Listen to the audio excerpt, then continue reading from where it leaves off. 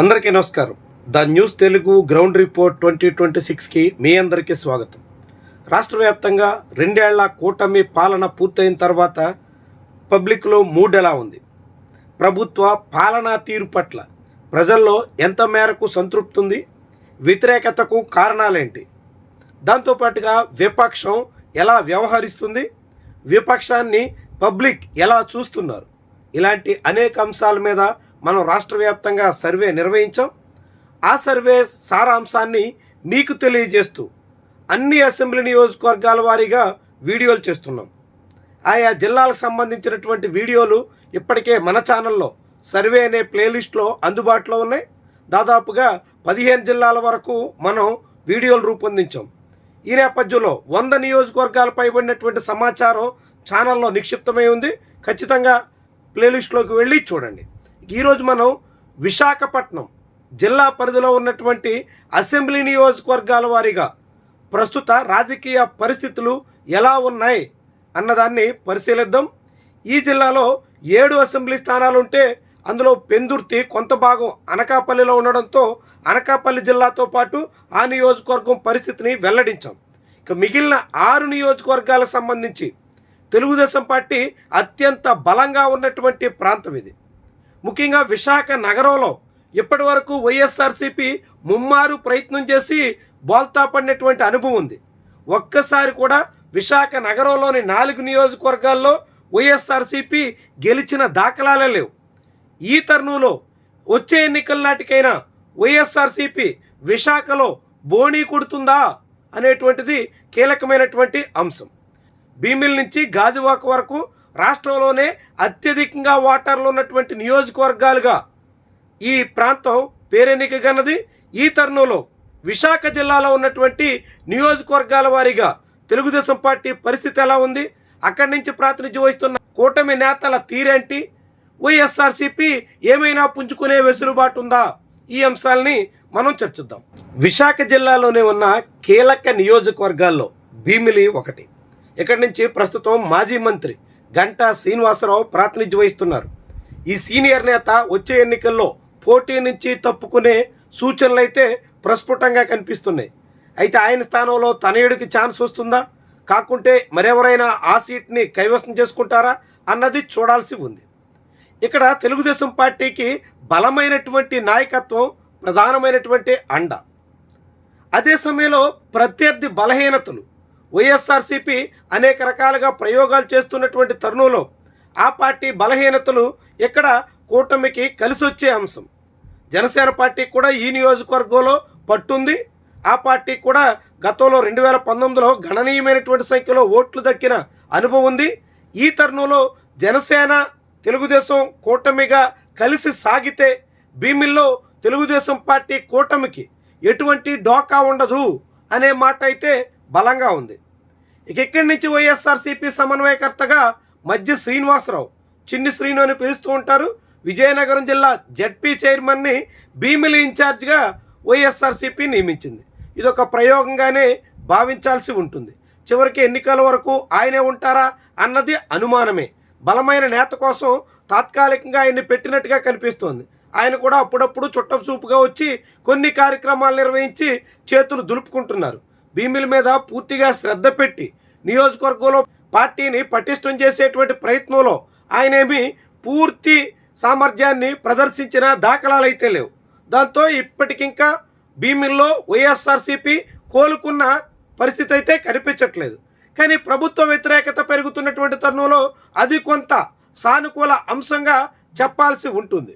కానీ ఇప్పటికిప్పుడు ఎన్నికలు జరిగితే మాత్రం ఈ నియోజకవర్గంలో మళ్ళీ కూటమి జెండా తెలుగుదేశం కైవసం చేసుకునే దిశలో పరిణామాలైతే ప్రస్ఫుటంగా కనిపిస్తున్నాయి.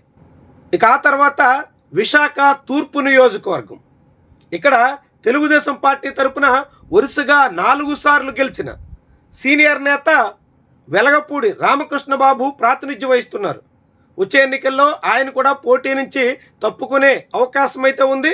కాకుంటే ఆయన మళ్ళీ బరిలో దిగాలనేటువంటి సంకల్పంతో అయితే సాగుతున్నారు. ఇక్కడ తెలుగుదేశం పార్టీకి చాలా బలమైనటువంటి నెట్వర్క్, ప్రతి డివిజన్లో కూడా ఆ పార్టీకి వీధి వీధిన బలమైనటువంటి క్యాడర్ కదులుతున్నటువంటి పరిస్థితి అయితే ఉంటుంది. దాంతో ఇది తెలుగుదేశం పార్టీకి పెట్టని కోట లాంటి నియోజకవర్గం. అదే సమయంలో వైఎస్ఆర్సీపీ ఇక్కడ పలు ప్రయోగాలు చేసి పూర్తిగా చేతులు కాల్చుకుంది. 2014, 19, 24 వరుసగా 3 ఎన్నికల్లో 3 నేతల్ని ఇక్కడ బరిలో దింపి 3 సార్లు బోల్తా పడింది. ఇక వచ్చే ఎన్నికల్లోనైనా మళ్ళీ పుంజుకోవాలి అనే తపన ఆ పార్టీలో పూర్తిగా ఉందా అనేటువంటిది ప్రశ్నార్థకం. ప్రస్తుతం ఇక్కడ ఆ పార్టీ సమన్వయకర్తగా మొల్లి అప్పారావు అనే ఒక కార్పొరేటర్ భర్తను నియమించారు. ఆయన నియోజకవర్గ స్థాయి నాయకుడు కాకపోవడంతో పెద్దగా ప్రభావితం చేయగల పరిస్థితి అయితే లేదు.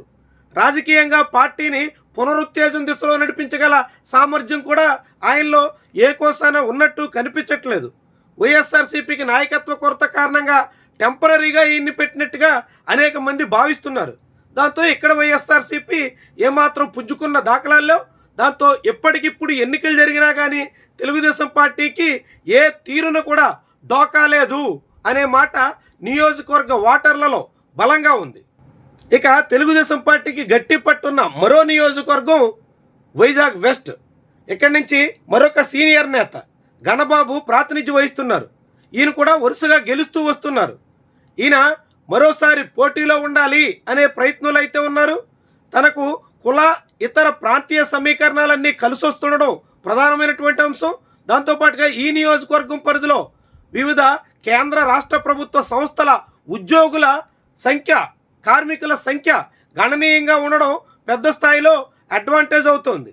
అదే సమయంలో వైఎస్ఆర్సీపీ పదే పదే చేసేటువంటి ప్రయోగాలు కూడా ఎక్కడ బెట్స్ కొడుతున్నాయి.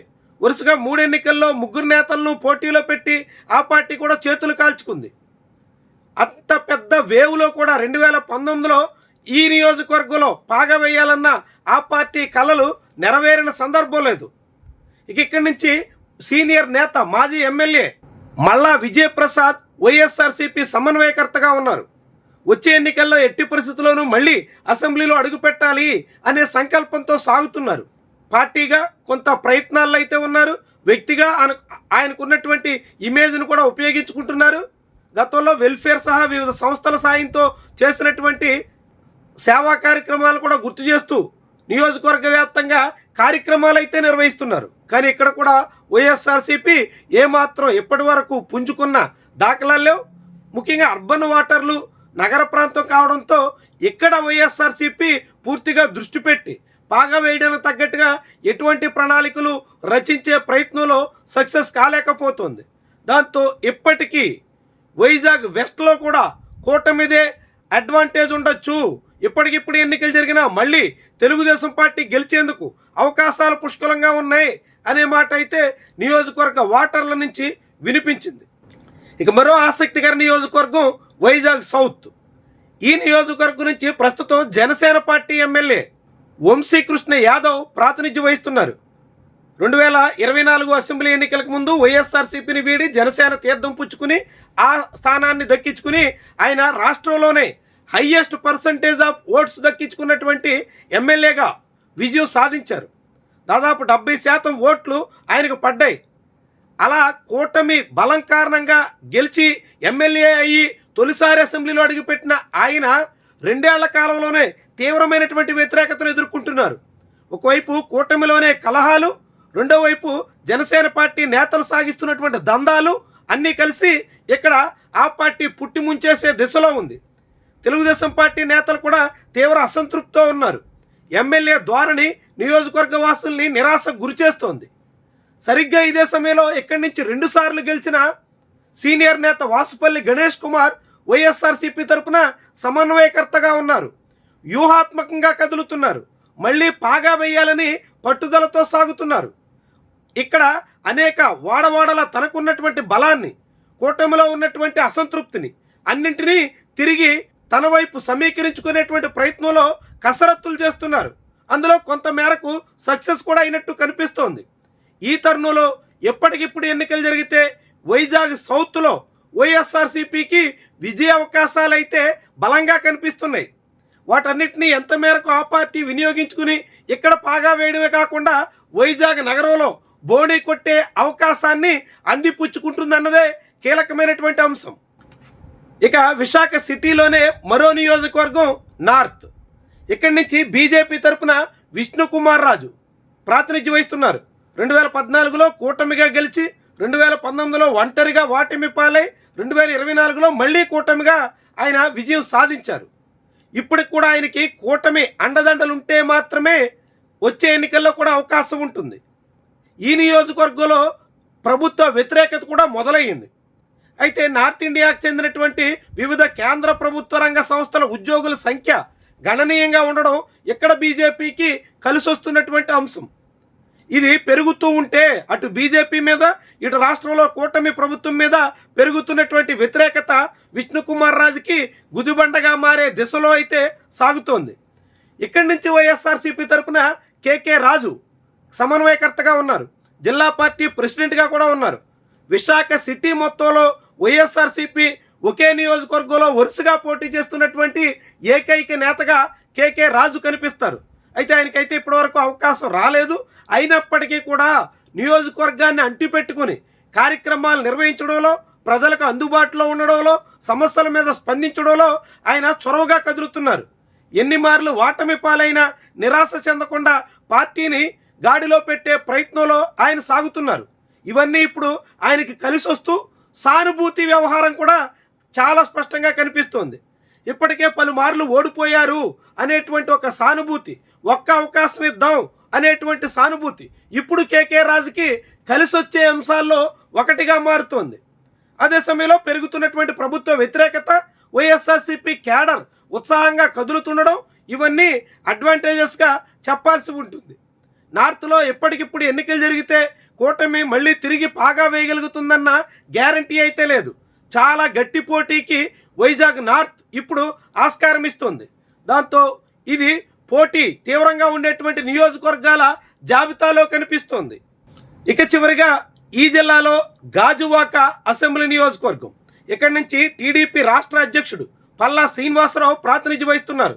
2024లో రాష్ట్రంలోనే అత్యధిక మెజారిటీ దక్కించుకున్న ఎమ్మెల్యేగా ఆయన రికార్డు సృష్టించారు. కానీ 2 ఏళ్లు తిరిగేసరికే తీవ్రమైనటువంటి ప్రతిఘటన చవి చూస్తున్నారు.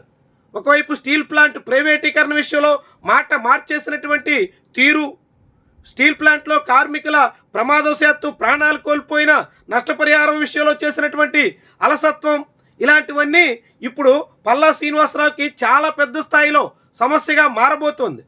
దాదాపుగా 15,000 కుటుంబాల వరకు స్టీల్ ప్లాంట్ మీద ప్రత్యక్షంగా ఆధారపడి ఉంటాయి. అలాంటి కుటుంబాల్లో సుమారుగా 50 నుంచి 60,000 ఓట్లు పల్లాకి ఇప్పటికే దూరమై ఉండొచ్చు అనే మాట అయితే వినిపిస్తోంది. దాంతోపాటుగా నియోజకవర్గంలో పల్లా ఫ్యామిలీ అనుచరులు సాగిస్తున్నటువంటి దందాలన్నీ చాలా తీవ్ర స్థాయిలో పెరుగుతున్నాయి. ఇవన్నీ పల్లా శ్రీనివాసరావుకి వచ్చే ఎన్నికల నాటికి చాలా పెద్ద సమస్యగా మారే దిశలో అయితే కనిపిస్తున్నాయి. ఇదే సమయంలో ఇక్కడి నుంచి వైఎస్ఆర్సీపీ చాలా ప్రయోగాలు చేస్తుంది. మొన్నటి ఎన్నికల్లో సిట్టింగ్ని పక్కన పెట్టి మంత్రి గుడివాడ అమర్నాథ్కి ఇచ్చిన ఓటమి పాలయ్యింది. ఇప్పుడు మళ్ళీ ఇక్కడ తిప్పల కుటుంబం నుంచి యువనేత దేవాన్ రెడ్డిని రంగంలో తీసుకొచ్చింది.